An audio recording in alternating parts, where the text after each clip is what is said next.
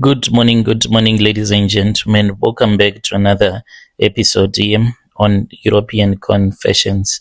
The following confession that you're going to be listening to, it was sent to us by one of our sister, and it was sent to me anonymously via TikTok DM, and it reads like this: Brother Nashi, please protect my identity. I created this TikTok account today just to send you this message. If my family ever finds out that I am the one who spoke, I'll be finished. I'm not proud of what I did, and I'm not brave to continue doing some of the rituals that we do so that the spirit of this Malawian man will stop talking to us and visiting us in our sleep. And there are those in the family that see the ghost of that Malawian man. As for me, the only thing that I saw was that there were some footsteps that I saw on top of my bed. This was after I had put a white comforter on top of the bed when I was bathing. When I came out, I then saw that there was someone that had walked around on top of my bed. There were footprints that were there, and they were full of mud. And it is very difficult to keep on carrying this heavy burden. And when I look at my kids, I even wonder if they are going to also keep on living this kind of a life for the rest of their lives, because they really do not sleep that much, and they are even afraid to sleep in separate rooms. So I told them to all sleep in one spare bedroom because of the nightmares that they have. I know that people in the comments, they have their own thought, and it is okay. I really do not mind. Some will say that as a family we are evil. Others will say we did what we had to do and we have to make peace with that. I just need you to find me someone who can help me personally, since as a family we have tried and we have decided to just sweep this underneath the carpet. There is no one who wants this thing to be spoken of. Let me start where it hurts the least. There was this man whom I'll call Yousef. His real name was Banda, the surname, and this man, he was a good man, and he was a Malawian Muslim man who was married to my cousin. When we first heard that my sister was dating this Malawian guy with those long dresses that they wear as Muslim people, we were not comfortable with it because we do come from a Pentecostal church. So I even told her that I had been sent by her mother, because this is my cousin. I had been sent by her mother to speak with him. Her mother did not agree because we do come from KZN and we came here to Joburg to work. So that is where we had been staying for a very long time, including some of my auntie, and my cousin had been staying with my auntie, who was the last born in the family which my mother was born into. So my cousin's mother called me and she said that she wanted me to speak with her daughter because she had heard that my cousin was dating this Malawian man who was a Muslim. And I spoke with my cousin, and she said that she was madly in love with him and she was not returning back. She wanted to get married to him. So this guy, he never forced himself into our family space. He was someone that was nice. Whenever I would see him, he would greet you with such respect. And he avoided alcohol at gatherings. And he was someone that was just nice to be around. And he had those weird prayers that he used to do in the mornings alone before anyone would have woken up. So he was a hardworking man, and he was really disciplined, and he taught my cousin's sister discipline. That is why I ended up speaking with my auntie, my cousin's mother, because before this, my cousin's sister, she was someone that loved to go out partying every Friday. My cousin's sister will be at a different tavern, just drinking alcohol, sleeping with different men.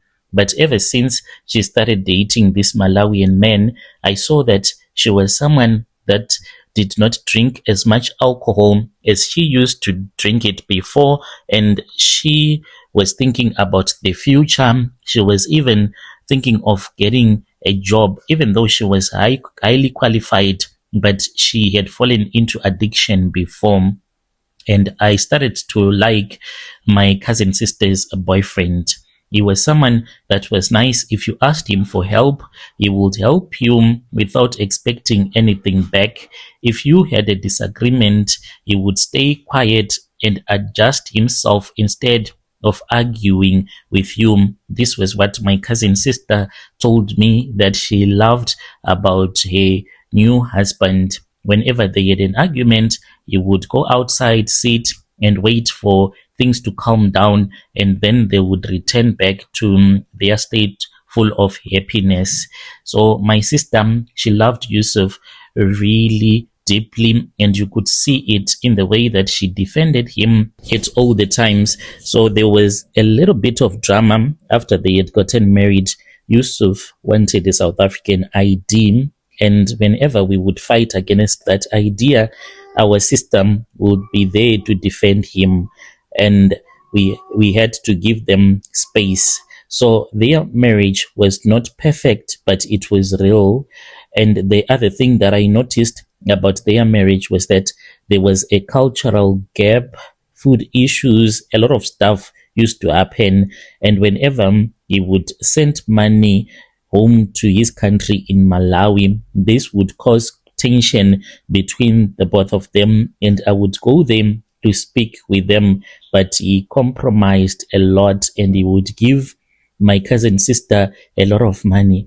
That was when he came to me, Yousef came to me, and he told me that he wanted to start a business, and he told me how hard it was as a foreign man who had gotten married to a South African woman, and he had to constantly prove that he was not using the woman just to get an ID like he had done. He was overworking, and he told me that the company that he was going to start, he was not going to be the owner of that company, and my sister was the one that will be the managing director, the owner of that company, because he was building a future for their kids. They already had one daughter by then, and they had another son. So they became a middle class family, not rich, not poor. They ran a small logistics transport business, and I'm still working there. We have a few delivery vans. We do subcontracting work, warehouse deliveries, and we also have a small construction company. It is nothing fancy, and we are surviving. So this kind of business, it's not like you will make a millions of rands, but it will pay school fees and everything. And Yousef was the engine behind this business, and he was not registered on the business like he had told me. My cousin sister was the one who was registered in the business. So he knew the routes, the drivers, he knew the border procedures. We lost one contract that goes to Malawi after Yousef had passed away, because we really did not know how to keep on running the route like Yousef used to do.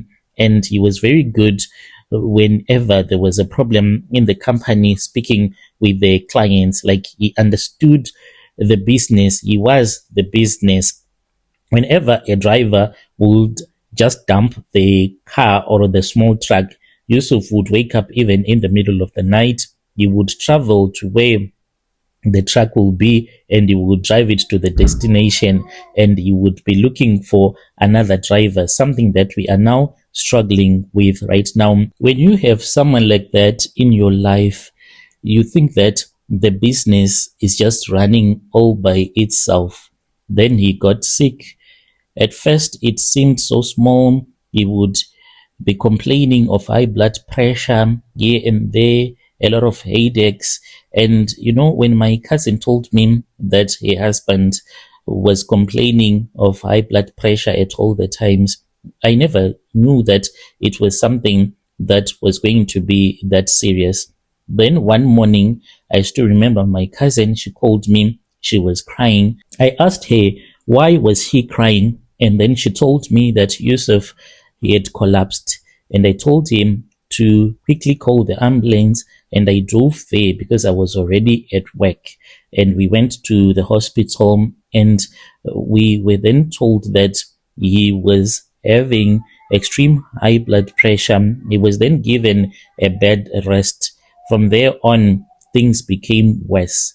But one thing that he always said, he would whisper to me whenever we would go and visit him at the hospital. He would be like, I want to go home, but my wife does not want me to go home.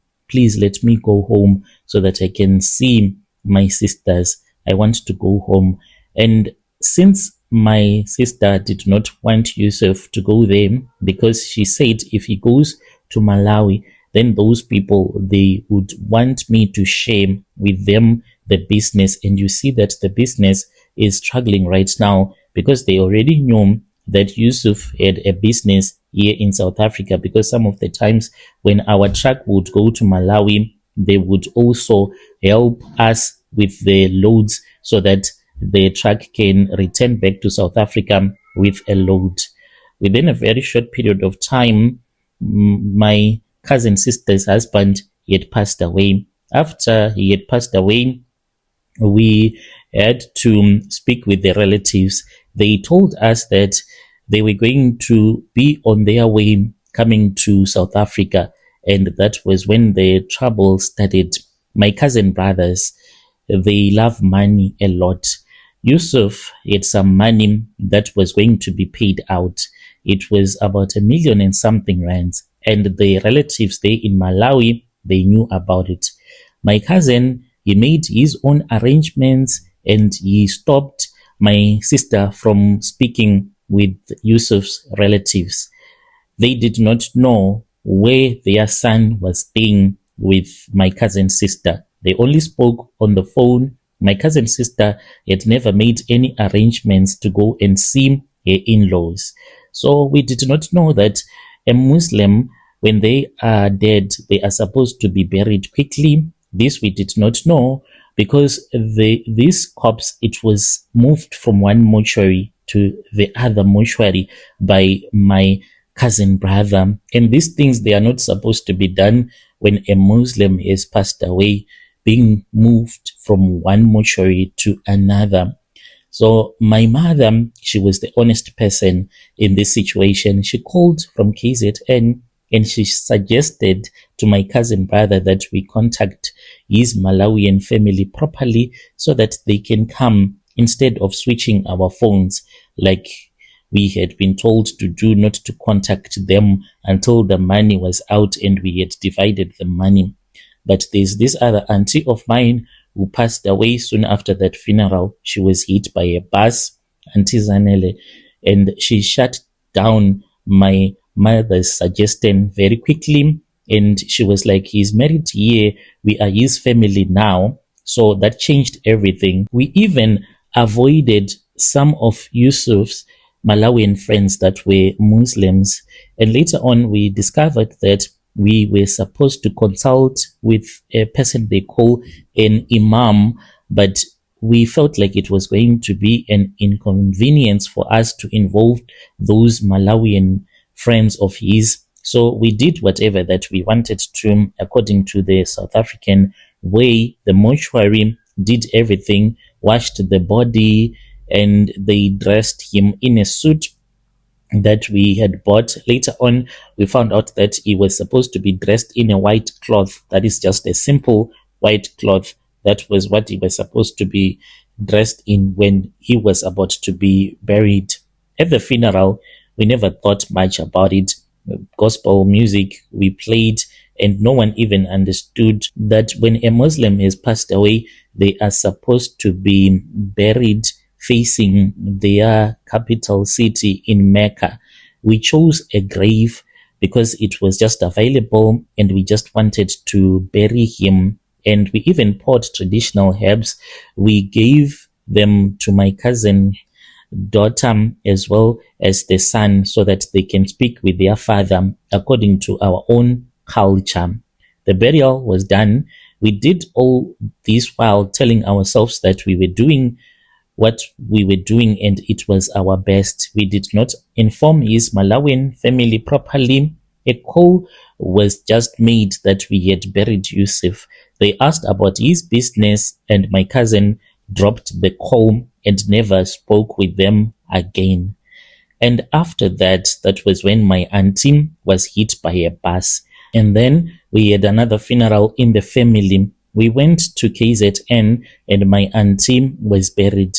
On the night that we had buried her, that was when one of my cousin brother, so since he is a heavy drinker, people just thought that it was alcohol that was speaking through him. He said that he saw a big flame that was burning on top of the house, and we just thought that it is alcohol that is speaking through him because he had returned back from the tavern that night when he saw that there was a flame that was burning on top of the roof. We even told him to shut up because he was crying, and we woke up around 1 a.m. and we found him crying, and he said that he saw a big flame that was burning on top of the roof.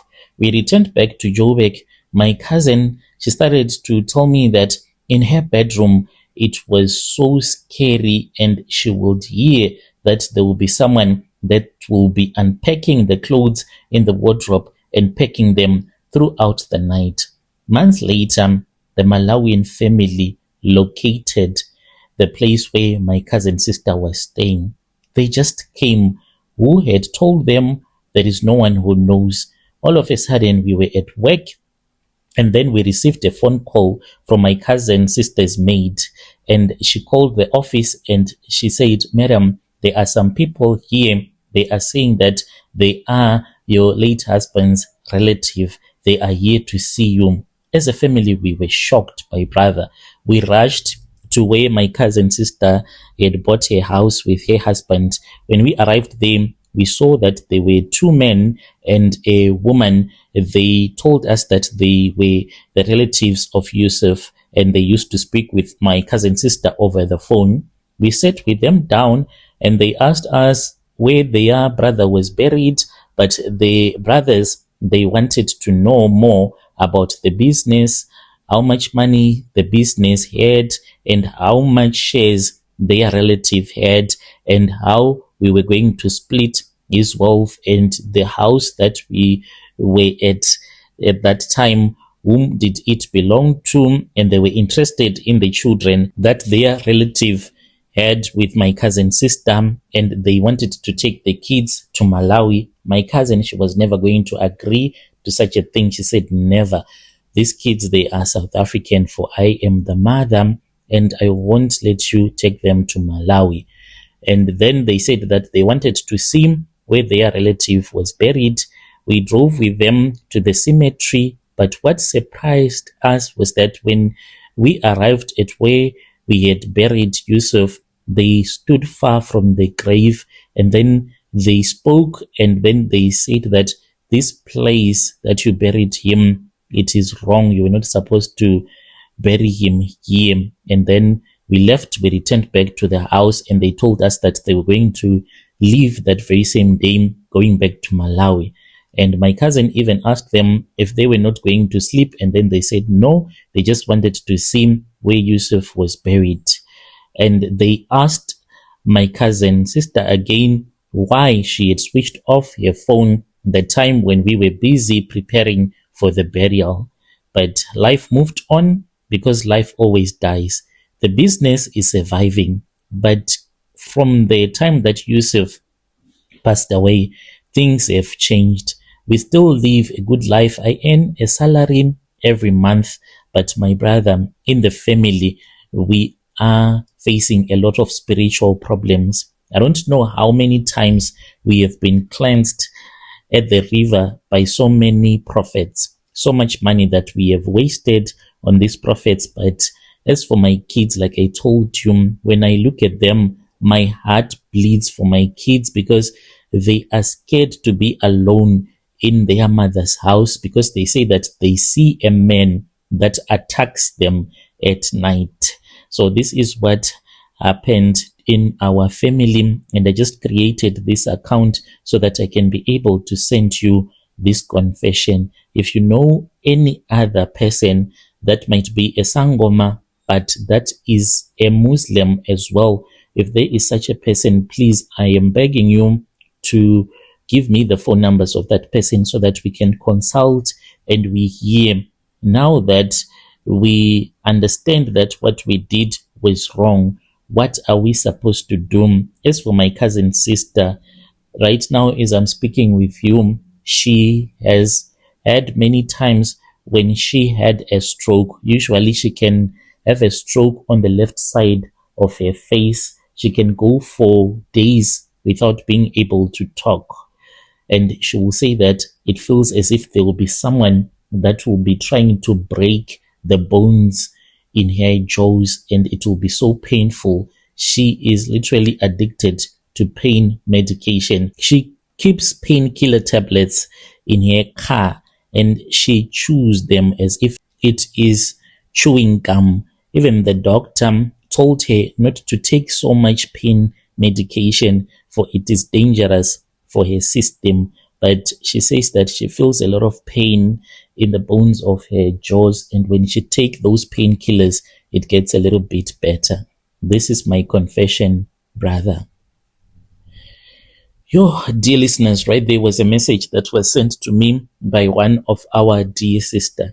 Strange things indeed, they do happen in this world. Let us try to speak with him in the comment section. Yo.